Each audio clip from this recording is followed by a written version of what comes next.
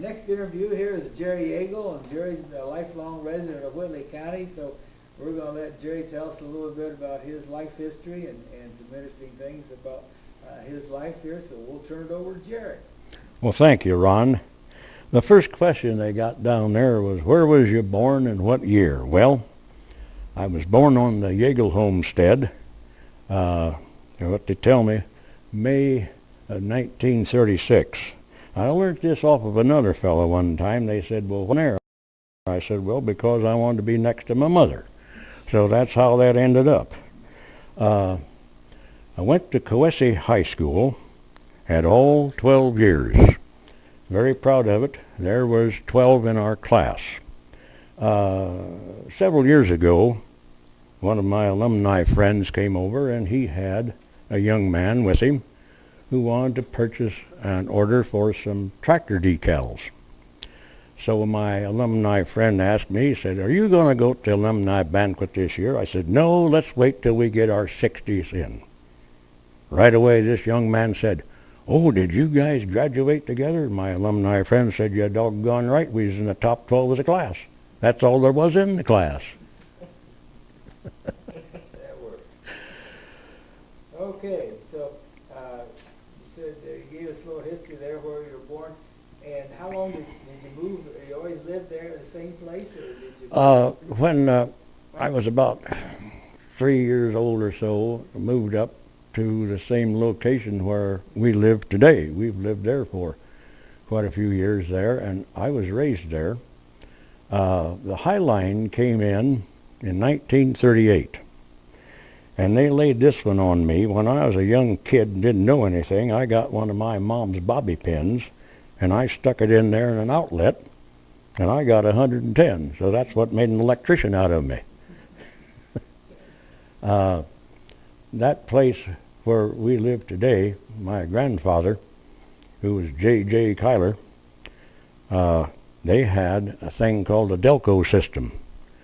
But the person that wired in the home said some of these days they will be rural electricity. So we're going to wire it according.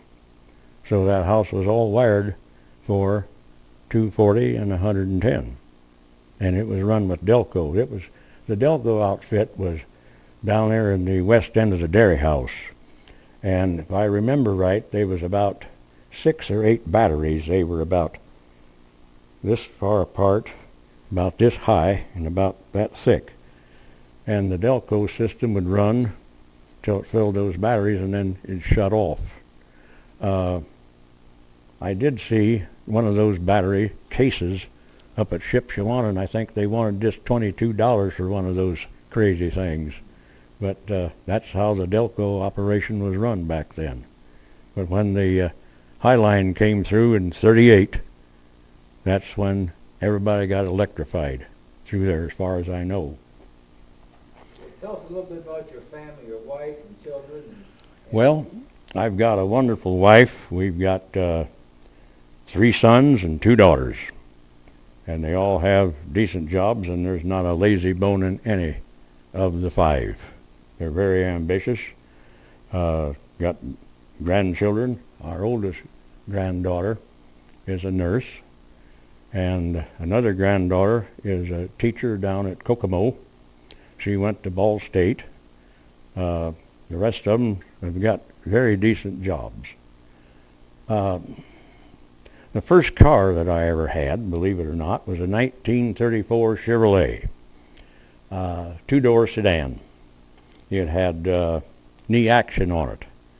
That was a cylinder about this size and about that big around, and you could get that thing to bouncing, and it just flop up and down the road. That didn't prove to be a very good thing on an automobile, and it had mechanical brakes, so there was 2 detriments against you. But that was the first automobile, and gas at that time was not $2.50 a gallon. But we didn't run around that much. We usually had things to do. Now, as far as horses, I never did get to work much with those. But my father and my uncle both had a Fordson tractor, but they never got their second one. My uncle got this 1935 WC Alice Chalmers, and my dad got a 1935 Model C case. The steel-wheeled Alice was the first tractor that I ever got on and drove, and it was on steel.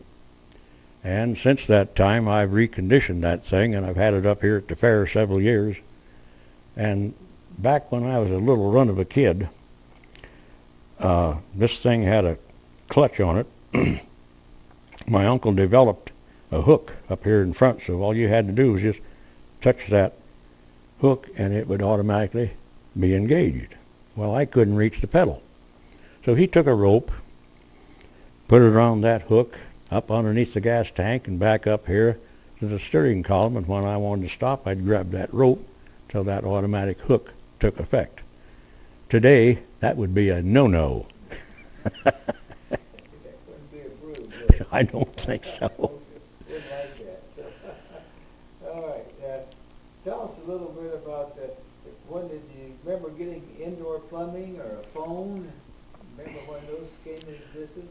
Well, the telephone that we had that was already installed was a little square box, and you put the receiver up there, but let's see if I remember, our number was 2044M, but the gal on the other end would always say, "Number please," and that's what you told him that you wanted.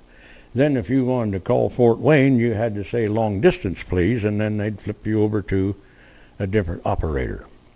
Now at one time, over there at Coessie High School, in that town, there was two stores, one on the north of the tracks and one on the south side of the tracks. Now the individual that owned the store on the south side, I think I've only was in there maybe 2 or 3 times, and I never remember the owner. But the owner of the north store was Charlie Johnson, and that north store had a post office, an ice cream parlor, had canned goods. You could buy anything from a can of beans to a horse collar. And the old boys would go back there by the stove and they'd play checkers and have a good time.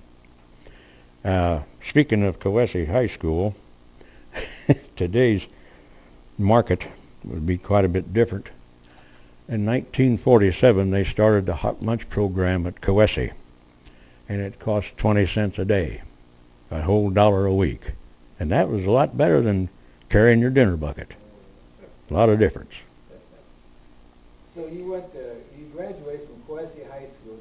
Were there 7 high schools in the county? How many high schools were there when you graduated? Because each little township pretty much had their own high school, didn't they? They did. When we graduated from the 8th grade, I mean, that was quite a celebration. We all went up here to, I think it was Marshall Memorial, and they stuck the whole bunch of 8th graders all up there on the stage, and we went through our graduation exercise, which was, back at that time, was quite an accomplishment because a lot of people didn't have a chance to go to school, and some of them had to quit because they had to work. It was kind of rough. How much did you pay for your first automobile? Do you remember? I sure do. $50. What was your second automobile? I think the second one was a 1948 Pontiac, straight 6. How much you had to pay for that I think about $350. Mm-hmm. So how much was gas back in those days when you first started riding? Well, you could go up there and ask the guy for 5 gallon, and I think probably cost maybe $1, maybe 80, 90 cents, something like that. I don't really remember. Pretty reasonable. It was very reasonable. Okay. When did you farm? Did you farm, or how big a farm did you have, and how many? Well, the original farm, when I was starting to get big enough to help, was 120 acres. And eventually, before my wife and I purchased that property, some of the estate went, and we ended up with 74, which we have yet today. We farmed that, and then in 1955, went over to International, got me a job in the Ford shop division. You talk about hot, loud, and noisy. I always wanted to work on the railroad. I had a great uncle that ran passenger trains, steam. And I thought, no, that's what I'd like to do. I'd like to run a steam engine. Well, about the time I got old enough to find employment like that, the steam went off and here come the diesel. And I wasn't interested. So I got in the International's Forge Division, and there was all the steam and the noise that I ever needed. And I started, let's see, this is 2016. I started 61 years ago. Had a lot of friends. It was a nice place to work back then. That's the reason I'm wearing a hearing aid today. It was kind of noisy, very noisy. What was your first tractor you started farming? The first tractor that I started farming was a 1949 International MD, and I thought I really had something. How much did you pay for that? I think about $1,700, if I remember right. Yeah. That's when Dick Schaefer and Olin, they were case dealers, and they had a spot down here at 9 and 14 where Wally Simmons owns that in that area. That's where I bought my first tractor. Mm-hmm. So how much, what crops did you raise when you first started in? Well, we raised corn and oats because at that time we were in the hog business and made our own feed, and we didn't have time for soybeans nor hay, so it was just a rotating crop of corn and oats. And later on, when the hog business got a little bit more strict, why, we went into grain farming. That's when we started in with just soybeans and corn and wheat. Now, speaking of small grain, I'll give you a story. I hope you don't start itching. One year, we had a field of barley right out west of the house. I think it was about 5 acres. And it was bearded barley. Of course, being a kid, why, you got to help. And shocking that barley, it was bearded. You talk about getting scratched and itch, and it got in behind my bib overalls, and it wasn't any worse if I'd got attacked with a bunch of bumblebees. That stuff was terrible. Another thing on the grain binder, it was a John Deere, and we'd take the thing off of the trucks and set it up for, put the bull wheel down and set the binder so we could get into the field. Well, you'd go around the outside of the field on the first row, outside, and that bundle carrier would dump all of the bundles out here in the standing grain. And usually, to my estimation, it must have been 100 miles around that field, and it probably was 110 degrees hot, and you had to go around and throw all those bundles out so that you could start driving around. And that's another job I did not like. Now, when it come to thrashing, I was too young, but they had a big outfit, and it was a Greyhound separator. It was a 3256. You could pull up on both sides and just throw the bundles in, and it'd just eat them up. Well, they decided to get rid of that outfit, and they've got a new Huber. It was a wooden outfit, and we powered it with a 1527 cross-mount case. And that's when I learned to pitch bundles in a separator, and I can still do it, providing the wagon's not too full. All right, what would you consider, if you go back and look, what would be the best years of your life here in Whitley County? I'm a little bit like Galen Wilkinson. He said, you know, Jerry, we lived through the best years of our lives, and we's too dumb to know it. I do remember lots of times we'd have different meals. We had fried potatoes and eggs and beans. Maybe the next day we'd have beans, eggs, and fried potatoes. But we survived. And you didn't look down on anybody because everybody was in the same shape. But we survived. We survived. As far as the cost of living in Whitley County, the wife and I have been through quite a few states. Proud of it. You go into the beef area, and the beef's much more expensive there, under the counter. You go up into Wisconsin and Minnesota, where the dairy herds are large, and the milk is much more expensive. So I would consider And she would also consider that the cost of living in northeastern Indiana is just about as good as we're going to get. Very proud of it. Very proud of it. Any other stories you'd like to share with us before we close? Well, let's see. Once in a while you'd get some money and you could go to town and blow it. They had 2 movie theaters in Columbia City. One was on West Van Buren, and that was the Miller Theater. It cost 14 cents to get in. And the Columbia Theater, where the bank sits today, was 16 cents to get in. When I first remember, there used to be a stoplight right in the middle of Van Buren and Main, set right there on a post. And that was the only stoplight that they had.